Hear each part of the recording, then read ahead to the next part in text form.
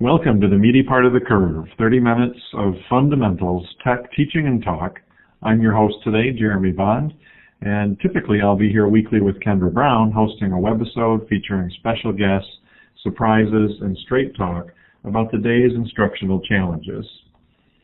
The views and opinions expressed on the meaty part of the curve are exclusively the thoughts and opinions of the hosts and/or guests and do not necessarily reflect those of Central Michigan University. Now, if Kendra were here, she would point out just how sad it is that I still can't read that consistently after 10 or 11 times. And in fact, I think I may actually seem to be getting worse. But today's a very special day on the show. It is very special. It's one of those times where we've managed to line up a guest, a very special, important guest. Stephanie, I'm glad to have you here with me today. I'm thrilled to be here. Kendra's fine and all, but it's nice to mix things up a little bit. I'm glad you could make the time. Today's guest on the meaty part of the curve is Stephanie Bechtel, Global Campus's Associate Director of Faculty Support and Assessment.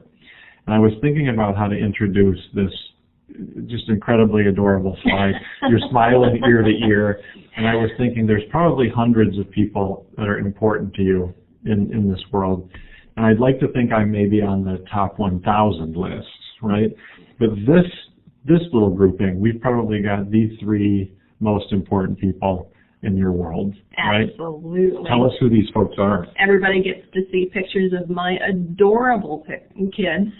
Joshua, who is 8, is the one there with the glasses, obviously not the tallest one. Ellie is my daughter, who is 6 years old, and that's my husband, JJ, who many of you, because I see so many of our folks who are joining us here, already know that he's a dentist, and have heard all of my horror stories about what it's like to be married to a dentist, but that is the credit for that smile you see, and my teeth being in line. But no, those are the special people in my world, my family.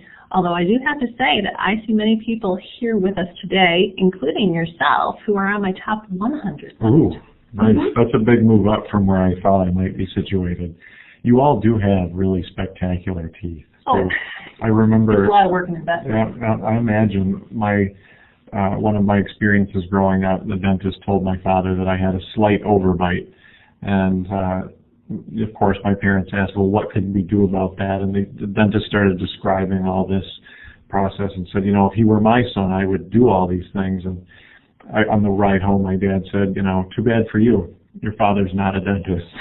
So we're not going to do that stuff. But, I think that's an appropriate segue into our topic for today. When we talk about dentistry and the concept of perfection. I couldn't agree more. That's a nice segue. Before we get to that, though, I think I just want to point out a couple of other things, because people do know you. A lot of the people who signed on today do know you. I didn't know, however, that you've been associated with Central Michigan University for 17 years. 17 years. And on staff for 15 years. And I want to point out that it's not fair to JJ that you got to sort of touch on the horror stories of being married to a dentist, and he's not here to offer any horror stories of being married to an associate director of faculty support and assessment. But that is a good segue. He might have a story or two, maybe. I doubt it. I'm sure they're all good stories. They are very good. So we're here to talk about perfection or effectiveness, right? I think as a concept, as a notion, but really as it relates to the work that our faculty do, our teaching instructors. Mm-hmm. So why is perfection problematic? What would you say about that? Well, I laughed, and we have a visual up that says the idea of perfection is so imperfect. And when we were planning this to talk about what is it that we're expecting from faculty members, and I say that very broadly because it's not just for our institution, but talking about what does it mean to be a good faculty member? What does it mean to be a good instructor? What does it mean to be effective?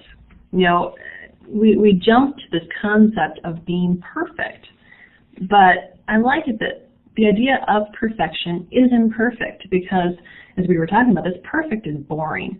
Perfect means that you've already established yourself where you want to be and where you want to go, and it kind of leads to potentially stopping.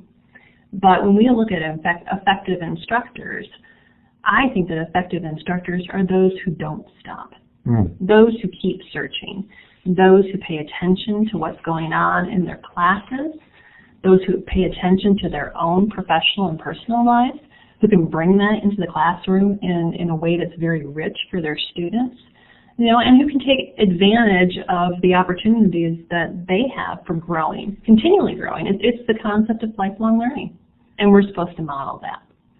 Nice. You like that? I do like that. Oh, good. I think so. We've all been given permission to be imperfect. Absolutely. To not necessarily think of our performance in terms of even trying for perfection, because it's probably unreachable. And if we did get there, what I heard you say is we wouldn't like it anyway, right? Well, I like Richard has put in a comment about Sure. the greatest accomplishment is not in never failing, but coming back after you've failed. And I think that's it. We encourage our faculty to take risks, to try something different with purpose. And I Sure. think that's the critical piece, is that we're always seeking the purpose. Right? I'm laughing because I'm thinking about trying something different with no purpose in mind. Sometimes just for fun. But then for that end, fun might be the purpose, right? A little bit of variety, something interesting, something new. But generally, what I hear you suggesting is that we approach or attempt something new with a new goal in mind or an improved outcome, a different goal. But I think there's reasons why people don't take those risks. Certainly. I made a couple of specific notes because I like this idea of increasing awareness, improving effectiveness, realizing that maybe excellence is something people do. It's something that is an attitude versus an ability or a skill. But I wanted to ask you about a couple specific things, Certainly. if I may. I think we're off to a great start. I wanted to talk about EOC, and for those who maybe call it SOS or student evaluation, SEI, Student evaluation. right? We're talking about the survey, right, that the students take where they really give it to us, right? You want to find out who wrote it and say, look, I'm concerned you may not have told me exactly what you were thinking. Of course, I'm being facetious, but I've heard lots of interesting things from people about the EOC that, as long as your scores are above X or not below Y, that you have nothing to worry about. Tell us how EOC scores are used, if they're used, and in what sorts of ways you would have us think about them as instructors. Well, I appreciate that question, the opportunity. It is used in so many different ways. And again, when we look at purpose, I think first, and Marlene, you just jumped right in on this. It is, because she said she appreciates the feedback. And that's the first, and that's the primary purpose of these surveys, is to be able to allow the students to give voice to their experience and to give input in a way that potentially they didn't do during the class experience. Maybe they were hesitating, maybe they just wanted some reflection time to be able to look, and we try to guide the students to think and reflect and make it meaningful. That's a key. That's one of the things I'm most in love with about the online process for the EOC, is it takes away that immediacy that somebody experienced on a paper form in any classroom, not just one of ours, but any classroom, and lets them think on the questions, lets them write typewritten responses, which for most of us in 2015 means all by itself that we'll have more to say. If I have to handwrite comments nowadays on anything, suddenly I'm significantly more brief than if I can just type whatever it is I have to say. So I'm not getting a handwritten thank you note for a Christmas present? You may, but it may just say, Steph, thanks, Jay. Could be the whole message. But I'll tell a story that I think connects to what you're saying. That so first and foremost, you want us to look at them. Absolutely. And feel the way that we're going to feel and value the input, as Marlene suggested. We get that email notice that they're available, and it comes in overnight. It's pretty rare that I'm up late enough to get it, but Amy, my wife, knows now when my results have come in, because I take my phone's on the night table next to our bed every evening anyway, but on that, it's a Wednesday morning, right, that these typically come out. she'll look at me and she'll say, "You got student opinion survey results, didn't you?" And I said, this last time. It's only been a week or two." And she says, "I'm so funny because that's how she knows, because that's something, an email that I read and a link that I click." And then she usually has to say, "It's getting late. You need to get out of bed and get ready for the day." Mm-hmm. Well, and I think that's a great story because it makes me think of two angles. One, I'm glad because you're already demonstrating your attention to the student feedback, and that's vital. When you talk about what should an effective instructor do, they should pay attention. And paying attention to student input, student feedback is critical. But I also think that it's important that you look at it in context and realize that there's not necessarily going to be an opportunity for dialogue to dive deeper into whatever the student comment means, where the student is coming from. So you have to take it with that proverbial grain of salt. Well, and Richard's posted in here, I really like this. He's taking, looks like particularly the more negative comments, but sharing them with the next class. So to your point, no, there's really no avenue to have the dialogue with the outgoing students, the past students. But to take it to the new group and let them know how that input has informed the experience they are about to have, I find that pretty interesting. I think that's a good way to be very transparent. Let students know that the course experience is an evolving experience. Absolutely. And that at least for Richard, that he is these things that you're describing, aware and engaged and involved. Certainly. Absolutely. Well, you asked about the multiple uses of the EOC results. That this discussion is the primary use. It is for the instructor to be able for you to take a look at what happened in the course and really look at how it connects with your reflections on the experience. I think that's a really critical component, is to say, are there surprises here? And then reflect on why there might be a surprise and unpack that a bit in preparation for the next course. Now, in a practical means, we also do look at these results when it comes to subsequent approval processes for course approvals. The academic departments do use these results when they're reviewing their instructors for approval. And I know that has been a sticky point for probably the history of higher education. I was looking, and student evaluation of teaching happens to be a pet topic of mine, of course, since we work with the end-of-course survey system, but also because it does so deeply affect instructors' experiences, both their personal experiences of teaching the course, but also their experiences with the administration. And the reality is that these scores are important as a measure. I was thinking of Todd Wilmore, our dear friend Todd Wilmore, who doesn't happen to be with us today. But Todd, when you listen to this archive, you will be pleased that I'm bringing evidence. There's been so many studies of student evaluations of teaching, and there is validity to them. Back as far as Cohen in 1981. There's a citation for you. Well, we know that survey wasn't online. That survey was not online, but did show that there is validity in looking at student satisfaction, student opinion, and their performance, their achievement. So there is worth in using these. They're not used just punitively.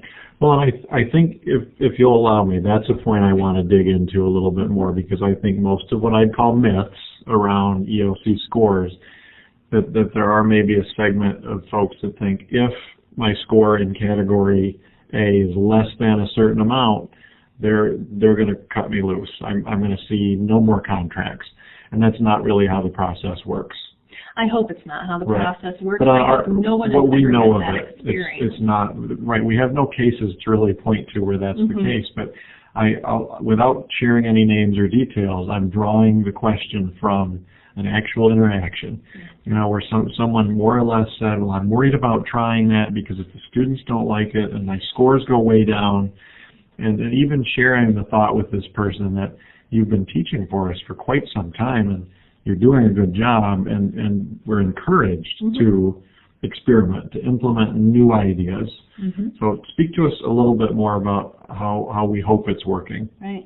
Well, and that comes to, I think I said that there were going to be 3 points regarding the EOC, and that's the third one.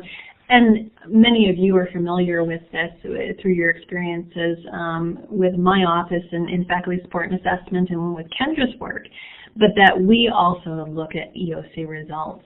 And we take that opportunity even before sometimes our colleagues are getting to our colleagues in the academic department for review. But we do look at a score level. We look at a 2.8 and we use that just as our starting point for outreach and engagement. I think that we want to be able to hear from you, and we try to proactively prompt that conversation, but at any point in time, you can come to us and let's have a discussion about the results. Was there a dip in, a score regarding organization, course organization, because you shifted things mid-course and there was purpose to it? You were trying something new, maybe it worked and maybe you wanted to push it a little bit farther, maybe it wasn't working so great and you decided to scrap it, and so you had to kind of on the fly reorganize. There's usually a pretty rich story behind all of this. Now, if we just take the scores as scores, that would be a fault. And I hope that's not happening. And I hope that everybody here is proactive enough to just pay attention, to look at what their experience was, and then if necessary, look towards documenting, both for memory's sake and records retention, and so that we can learn from it too. Because everybody here is pretty great at sharing with their colleagues. And that, I think, is also a sign of somebody who's continually being a learner and sharing their learner with their peers too. They're learning with peers. You're getting some kudos simply for having 3 points of emphasis. Yes, I figured that was going to resonate. A winning format. But I'm seeing the idea too that because the nature of teaching is a process of constantly starting over, that this is data that we can use as information that better informs that process of starting over again and again. And what I heard you say is that the scores alone are not used to tell a story. No. That the story is something much richer, something much more a process of conversation involving people, not the numbers. Well, and if I can share too, our friends at the Center for Excellence in Teaching and Learning, former colleagues of ours, a few years back did a content analysis of departmental bylaws for 35 of the departments here at CMU, and they looked at the top 15 most frequently cited sources of evidence regarding teaching effectiveness. Now again, the very first one is this EOC Student Opinion Survey, but within that they're looking at feedback to students, looking at evaluation techniques, they're looking at innovative teaching methods. And I think that that's important, to be able to remember that we as a community want to look towards always pushing it, always being innovative, always being reflective on our students, aware of our students. So that's documented. I'm laughing. Richard said all this helps to keep one young, which would suggest I can expect my hair to start growing back anytime now. Oh, right. That's not an indication of No? youth. Oh, okay. Fair enough. It's great on you. Thank you. It certainly is a time saver. I'm going to shift gears a little bit because you've covered all 3 points, I think. Given that you're in a seat it's really active, your role in faculty development. You already mentioned CETL. You're here with me today. Talk to us a little bit about the future. Short-term, long-term, anything you want to share in terms of what I'll just call generally faculty support or development innovations. Great. Well, I think that we get our innovations through my office, through the folks that are on with us right now who will be reviewing this afterwards and listening in archive, and then we interact with on a yearly basis. It's through your experiences that we identify where our growth areas are. We're looking towards growth in some new teaching formats or some new ways of using existing teaching formats, such as the hybridization of courses, looking towards best practices for hybrid courses, really to make the most of the best of both worlds, right? So our face-to-face experiences with our learners, but also utilizing so many of our online opportunities to go deeper or broader, as the case may be. And so looking towards that autonomy of the instructor to be able to identify which course components work best in these different areas. I think that there is a way of, and Marlene has just mentioned about the early alert system, is driving us towards looking how much can we know the students ahead of time, or how much can we diagnose early on in our course experiences where our students might be struggling. You know, our students are imperfect too, and they have sometimes imperfect life experiences for dedicating themselves to our classes. You know, things that are pulling at them. So how do we be able to encourage instructors to partner with us in things like our early alert system so that you can submit concerns so you're not doing it by yourself. So being able to triage some of the student concerns. Well, and since early alert's been mentioned specifically, something really interesting about it was shared with me just within the last day or two. I've never used it as an instructor. I don't think I've had particular need yet, not to say I never would. But it's not new per se, but the way we're doing it now is relatively new, right? The submission process used to sort of, the experience it gave an instructor was submitting an early alert, went off into space, and we weren't sure what happened next. Something did happen, to be clear, something good and useful, a positive intervention. But the new process really involves a number of extra moving parts, and also, as I understand it, loops the instructor back in at an appropriate point. And the reason I'm sharing this is what's been observed already is a huge influx. The number of outreach efforts that have come out of this early alert is much higher already this fall than it was in any other period tracked in the history of early alert. So people are interested. It's working better. It's an interesting component, I think. And that takes us on a sidetrack a little bit, but I don't think so, because it's faculty engagement, right? It's engaging with us and looking towards the needs of our learners. Well, I'll confess to having a hard time deciding whether this is an issue that I should keep pursuing with a student, or this is the kind of situation that I should seek out and use the early alert. Is there a place where certain conditions that you would help somebody wishy-washy like me make that decision? Well, I think it's to what extent are they approaching you for a solution, and then identifying to what extent can you provide a solution. Excellent. So if they're bringing a problem to me that I can't really solve alone, that would be a fair indicator. Let's use this early alert. There's a bunch of other people we can get in on this. Well, as so many of us have heard in our face-to-face meetings, and again, I know that there's some friends with us who have been in these conversations at some of our regional professional development seminars. Our faculty are not on islands. Right. And there is a team here to be able to connect. And if there's one, it's not necessarily an innovation, but if there's one thing that we continue to focus on and seek ways of improving, is that partnership, is that teamwork. No, I think that's fantastic, and thank you for making that decision seem so very simple. Boil it down. No, I think that's a great way to think about it. I do have something else I'll ask you related to innovation that I don't think we discussed in advance, so I'll put you on the spot a little bit, but I'm really asking for your personal, very educated speculation many years into the future. So probably more than 5. I'm feeling intimidated. Right? Good. That's exactly the sensation I'm looking for. Okay. No, not really, because I think you'll find it an easy matter to speculate on. But it's something I've been asking others every time I have an opportunity. We still seem here and other institutions where I have some involvement very interested in defining the format. And there's all sorts of reasons why we must in our current climate. But all things being equal, 5-10 years into the future, do you think we will have more clearly defined formats, additional, fewer formats, or do you suspect we'll see some blurring and bleeding away of some of the definitions? What do you think? Excellent question. I'm going to go towards the latter. I think that there's going to be a blurring, and I think there already is. That age is almost here. Right now, when we talk about hybridization, that's a broad term. We have to define it in certain ways so our students know what to expect when they're registering for a course. But as our students in what we consider classroom-based or face-to-face courses, are learning, much of what they're doing is online. They're going to a web-based experience.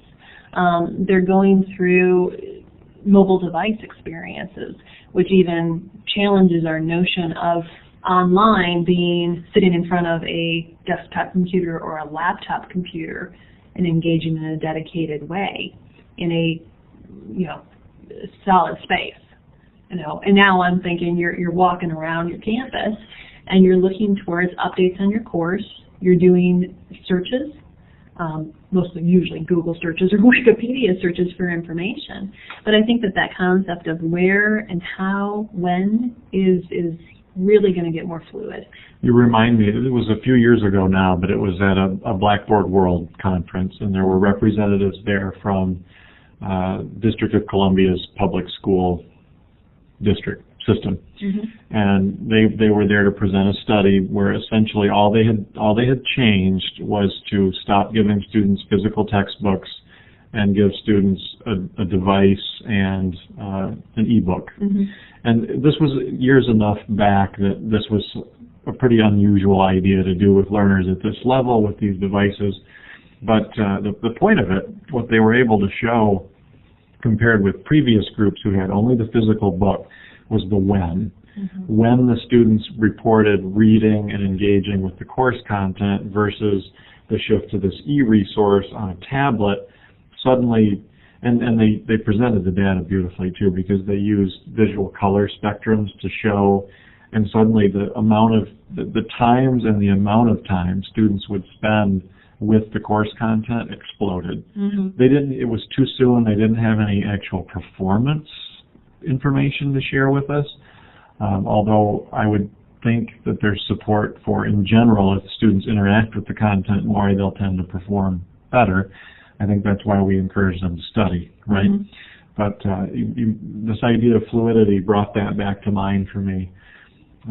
With that said, I'm chewing through most of the rest of our time here, Steph, and I do have one more thing I want to ask you. You do? I do. I think we have time, and we've sort of touched on it, and I know I heard some themes, but given everything that instructors have to do that isn't teaching, so procedural stuff, following policies, turning things in a timely fashion, filling in their contract and turning it back in, if someone were to ask you, one of our instructors, what's one thing you would have them focus on, what would it be? What would it be? Out of all of the mishmash of policies and procedures, oh golly, I can't choose one of our wonderful policies for our instructors to focus on, so if you don't mind, and if everybody will give me Rob says signing the contract. Their good graces. Yeah, Rob, I think you're already focused on signing our contracts.